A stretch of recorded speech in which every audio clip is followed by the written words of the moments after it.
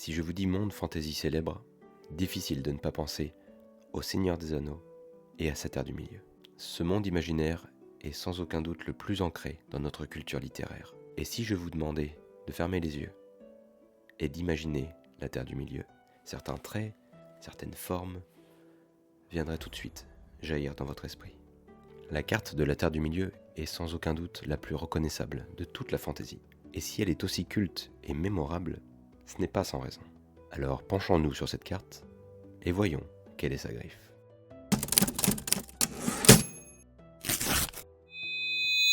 Contrairement à certaines cartes de fantaisie qui servent surtout d'illustration ou de décor, la carte de la Terre du Milieu joue un rôle fondamental. Elle n'est pas là pour faire joli, elle accompagne le récit, elle le structure, et parfois même, elle l'anticipe. Quand on la regarde, on ne cherche pas seulement à savoir où se passe l'histoire, on comprend déjà quel type d'histoire on s'apprête à lire. C'est une carte qui prépare le lecteur. Elle installe une ambiance, un ton, une promesse d'aventure, mais aussi de danger.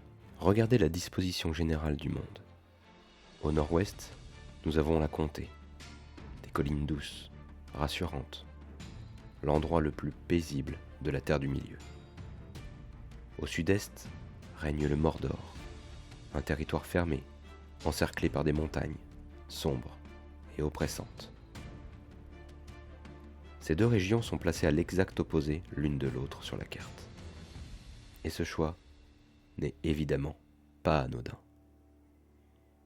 À travers leur positionnement, la carte nous annonce la disposition de l'échiquier, le bien contre le mal, la lumière contre l'obscurité. On comprend instinctivement que l'histoire sera une traversée, un éloignement progressif du confort vers le danger. Mais ce qui rend la carte encore plus crédible, c'est ce qu'elle ne montre pas entièrement. Les terres se prolongent au-delà de ses limites, au sud, à l'est, et même au-delà de la mer, vers les terres immortelles. On sent que la Terre du Milieu n'est qu'une partie d'un monde plus vaste, plus ancien, chargé d'histoire.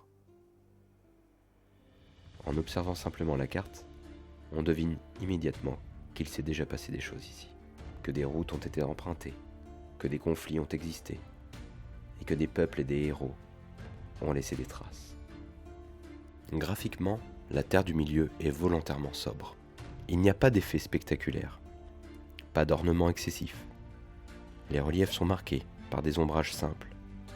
Les forêts sont représentées de façon sommaire, homogène, presque méthodique. Et ce choix est très fort, car la carte ne cherche pas à impressionner. Elle cherche à convaincre. L'écriture manuscrite joue ici un rôle essentiel. Elle donne l'impression que la carte n'a pas été créée pour nous, mais qu'elle a été transmise, comme un document ancien, conservé, recopié, hérité. Cette sobriété graphique renforce l'illusion d'un monde réel et authentique. En l'observant, on n'a pas l'impression de regarder une œuvre de fiction, mais bel et bien un dessin d'archives, un véritable document d'histoire. Imaginée au XXe siècle, cette carte s'inspire directement des cartes médiévales. Mais surtout, elle devient un modèle fondateur pour toute la fantaisie moderne. Après Tolkien, d'innombrables univers vont reprendre ces principes.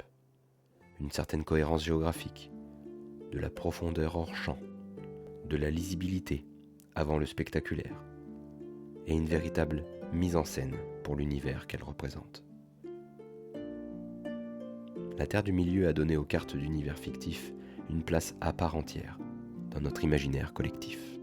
La carte de la Terre du Milieu nous montre qu'une carte peut être bien plus qu'un simple support visuel. Elle peut déjà raconter une épopée, suggérer un passé, orienter un récit et alimenter notre soif d'aventure, avant même la première page du livre.